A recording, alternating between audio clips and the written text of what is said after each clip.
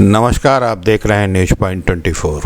उत्तर प्रदेश में जिला पंचायत अध्यक्षों के चुनाव में 75 में से 67 सीटें जीतकर भारतीय जनता पार्टी में जहां खुशी की लहर है, वहीं प्रमुख विपक्षी दल समाजवादी पार्टी के होश उड़े हुए हैं। समाजवादी पार्टी ने चुनाव में गंभीर धांधली के आरोप भी लगाए हैं।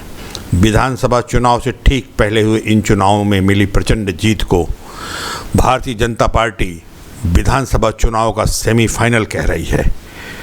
लेकिन क्या ये चुनाव वास्तव में सेमीफाइनल हो सकते हैं विधानसभा चुनाव के?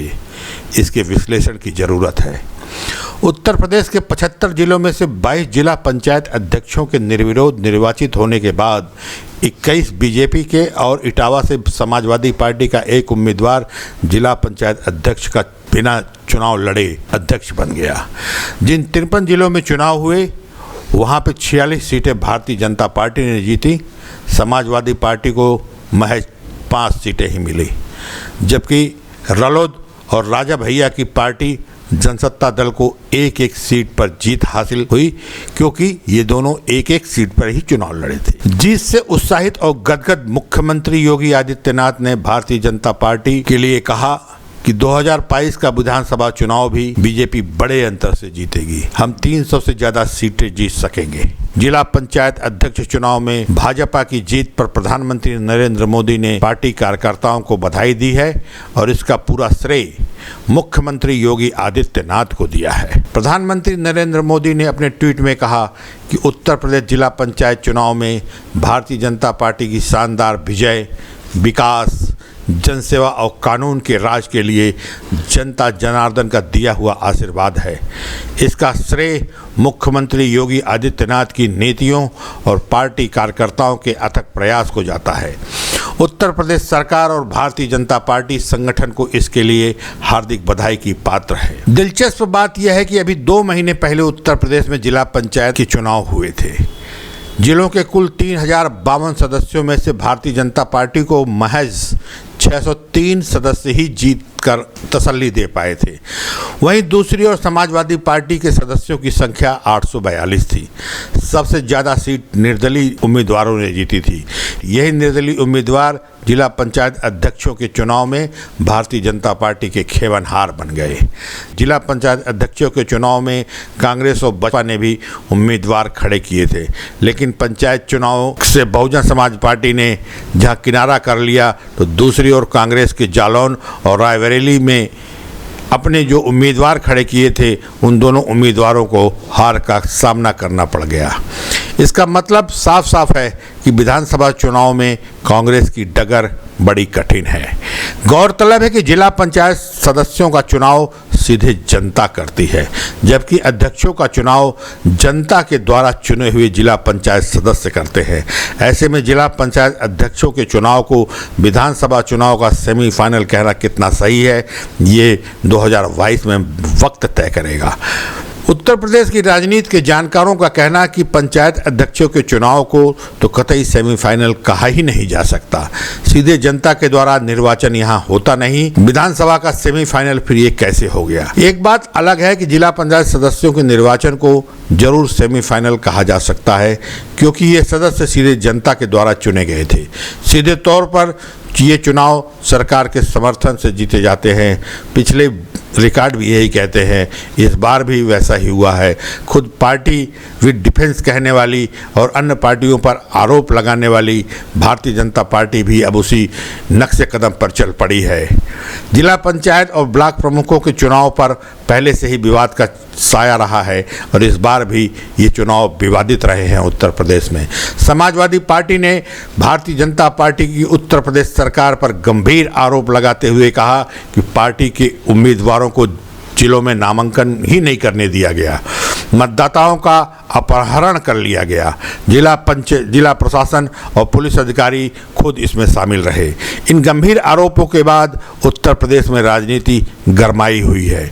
खरीद फरोख्त के आरोप तो चुनाव में हिंदुस्तान में पहले भी लगते रहे हैं और उत्तर प्रदेश में भी इस बार जमकर लगे हैं, लेकिन भाजपा इन आरोपों को सिरे से खारिज करती है।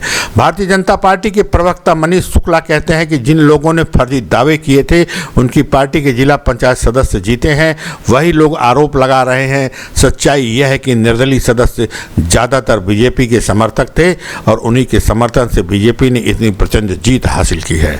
समाजवादी पार्टी के राष्ट्रीय अध्यक्ष और पूर्व मुख्यमंत्री अखिलेश यादव ने कहा कि जिला पंचायत अध्यक्षों के चुनाव में सत्तारूढ़ दल ने सभी लोकतांत्रिक मान्यताओं का तिरस्कार करते हुए स्वतंत्र और निष्पक्ष चुनाव को एक मजाक बना दिया है।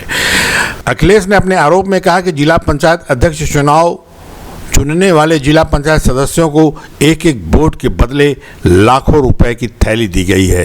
जिला पंचायत सदस्यों के गायब होने या फिर उन्हें बंधक बनाए जाने की खबरें मतदान के दिन तक आखिरी वक्त तक आती रही। परोक्ष निर्वाचन के जरिए चुने जाने वाले जिला पंचायत सदस्यों का निर्वाचन उत्तर प्रदेश में पहले भी विवादित रहा और आमतौर पर कहा जाता है कि अध्यक्ष पद पर अक्सर उसी पार्टी का उम्मीदवार जीत कर आता है जिस पार्टी की राज्य में सरकार होती है। यहाँ तक कि सरकार बदलने के बाद भी जिला पंचायत अध्यक्ष कई बार बदल दिए जाते हैं, यानी कि दोबारा जिस पार्टी की सरकार बनती है उसी के समर्थक जिला पंचायत के अध्यक्ष बन जाते हैं। इसके लिए जिला पंचायत सदस्य अपने अध्यक्ष के खिलाफ अविश्वास प्रस्ताव का सहारा लेते हैं।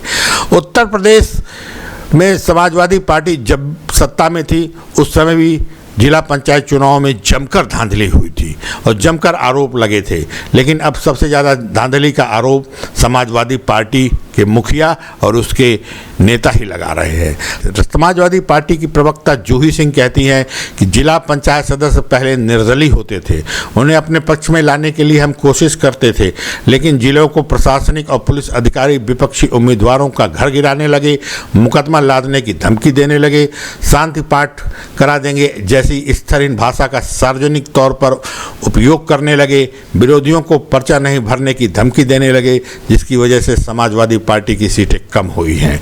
भारतीय जनता पार्टी निर्दलीय उम्मीदवारों के समर्थन का दावा भले ही कर रही हो, लेकिन जिला पंचायत सदस्यों को पार्टी का अधिकृत उम्मीदवार बनाकर मैदान में उतारने की शुरुआत उसने ही की है। यही वजह है कि इस बार अन्य दलों ने भी अधिकृत प्रत्याशियों की सूची जारी की। इस सूची के आधार पर जब पिछली 2 मई को जिला पंचायत सदस्यों के नतीजे निकले तो भारतीय जनता पार्टी को बड़ी हार का सामना करना पड़ा था। निर्दलीय सदस्य पार्टी के सदस्य हैं, ऐसा कहकर भारतीय जनता पार्टी ने पार्टी के अंदर अपनी साख और योगी सरकार ने अपने आप को तसल्ली दी थी। किन्हीं कारणों से इन निर्दलीय उम्मीदवारों को टिकट नहीं मिला तो वे निर्दलीय बनकर चुनाव में कूद पड़े, लेकिन बाद में उन्होंने फिर पार्टी का समर्थन कर दिया। बीजेपी उम्मीदवारों को हराकर आए निर्दलीय उम्मीदवार उसी पार्टी के समर्थक बन जाएंगे, यह बात उत्तर प्रदेश की राजनीति में किसी के गले नहीं उतर रही है, लेकिन राजनीतिक जानकारों का मानना है कि इसमें कोई आश्चर्य नहीं, ऐसा हो भी सकता है। सरकार में रहने वाली पार्टी सदस्यों को जिस तरह अपने पक्ष में करने की कोशिश करती है, उस स्थिति में किसी का समर्थक ना बने रहना बड़ा मुश्किल होता है। पैसों के लालच से लेकर हर तरह के हथकंडे अपनाए जाते हैं। एक जिले में 30-40 लोगों को वोट लेना होता है और जब सरकार चाह ही लेती है तो उसे हासिल भी कर लेती है। लेकिन ये जरूर है कि पार्टी विद डिफेंस का दावा करने वाली पार्टी यदि ऐसे अपेक्षा लगा रहे हैं तो इसमें मतदाताओं को कहीं ना कहीं जरूर निराशा होगी। उत्तर प्रदेश में विधानसभा चुनाव के पहले जिला पंचायत अध्यक्षों का चुनाव 3 बार से पहले होता आ रहा है और तीनों बार बात ये रही कि सत्तारूढ़ पार्टी विधानसभा चुनाव में जीत हासिल नहीं कर पाई। ऐसे में योगी सरकार के लिए मुश्किलें हैं, डगर कठिन है। मतदाता उसके लिए सब कुछ हैं, मतदाता उनका भगवान है। अब यदि योगी सरकार उत्तर प्रदेश में वापसी करती है तो इस मिथक को तोड़ा माना जाएगा। धन्यवाद। बने रहे न्यूज़ पॉइंट 24 पर। She burns the bridges in my head by lighting up a fire.